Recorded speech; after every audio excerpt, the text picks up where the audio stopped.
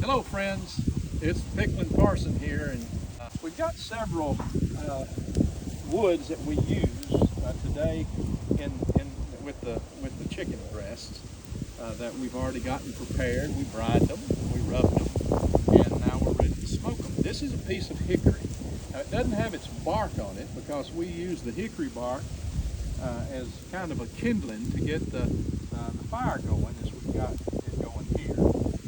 And then another wood we like a lot, a little milder.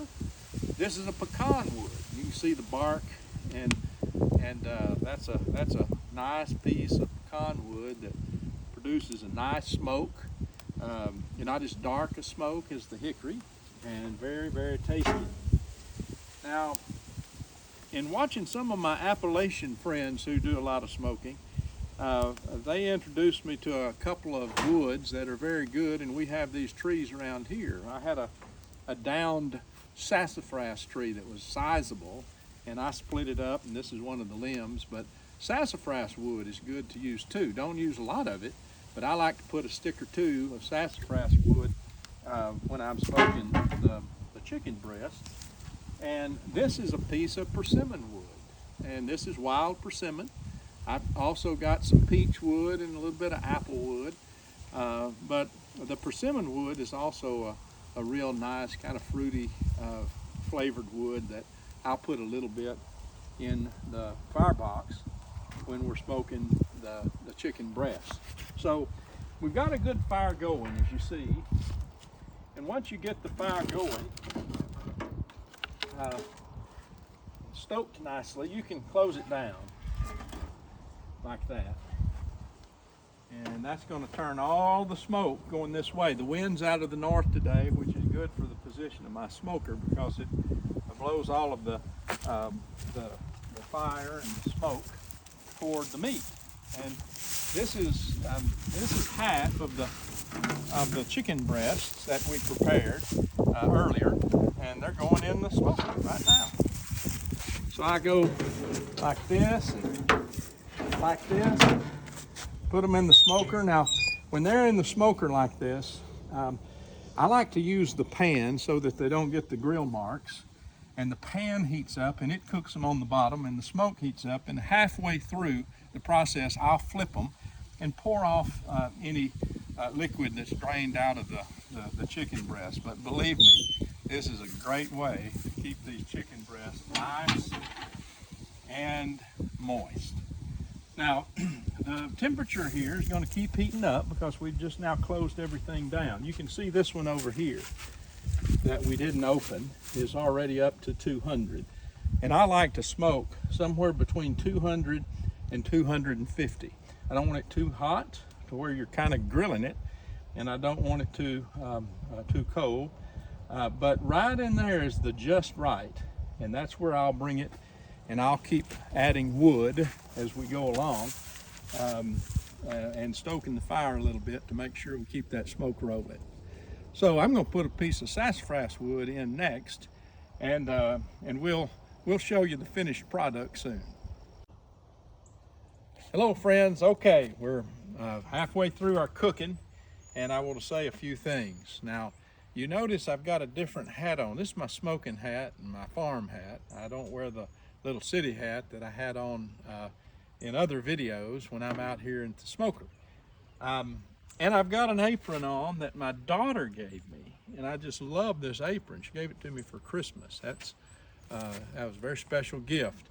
And I asked her, I said, Emily, does this apron make me look fat? And she said, no, Daddy, it's your stomach that makes you look fat. So, but I want you to know I've lost 23 pounds, and I'm going to keep losing.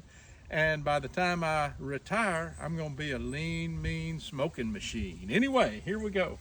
And here are the chicken breasts. And you can see that the one side has this beautiful mahogany smoke color, and the other side needs a little bit of smoke color. But these are so tender right now. And what I want you to know about them is that we're going to bring them to about, I'd say 165, 170 degrees. I have poured off the juice, and there was considerable juice that was here. Now that juice not only helped cook them, but that juice helps keep them to keep them moist. And so they're not only getting good smoke, but they also are so tender.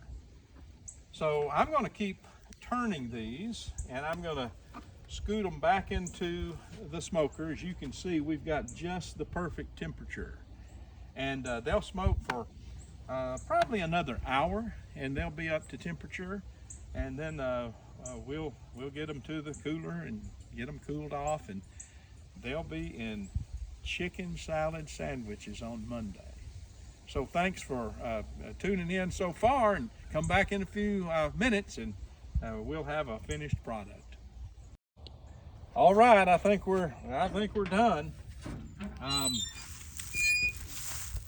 got rid of my apron because we're at the end, and we'll be getting these chicken breasts down to the store. And like I say, they'll cool off for a couple of days, and the next time you see them, they're going to be in a chicken salad sandwich. But they are absolutely beautiful. You saw the other side, how pretty it was, and we needed a little bit of smoke on the underside. So you can see they are absolutely perfect, absolutely perfect. And you can see how moist they are. Oh my goodness, how moist. And it's, I'm pretty proud of these. Anyway, so part of my attraction to the farm is right up there my parents live. And so on Fridays, my day off, I usually come to the farm and do a little smoking and do a little visiting with Mom and Dad. And tonight, I'm privileged to be able to provide them their dinner. In fact, I'm going to give them enough that they will be able to eat for several days, right? So, you know, part of the fun for me of smoking is to share. And you know, part of that is what we do down at the store in making the sandwiches. We're basically sharing what we're doing, and so that's what really gives me a lot of satisfaction. So I'm going to also get a little bit of a chicken for my good friend John, who's my videographer, John Goodwin. And since I've already cut this one, and he'll probably eat it before he gets home, I've made it easy on you, John. And I'm going to cut another one. Look how easy that cuts. Look at that. Look at that. Oh my gosh. Yeah, Destiney said that this chicken is so moist, and she's got a wonderful chicken salad recipe, but she said this smokehouse smoked chicken salad, it really makes it special. So the next time again that you see this chicken is going to be in a chicken salad. We're also slicing some up for chicken sandwiches if that's your preference. So thank you for watching this video, and remember to subscribe to the Picklin Parson YouTube channel. Thank you.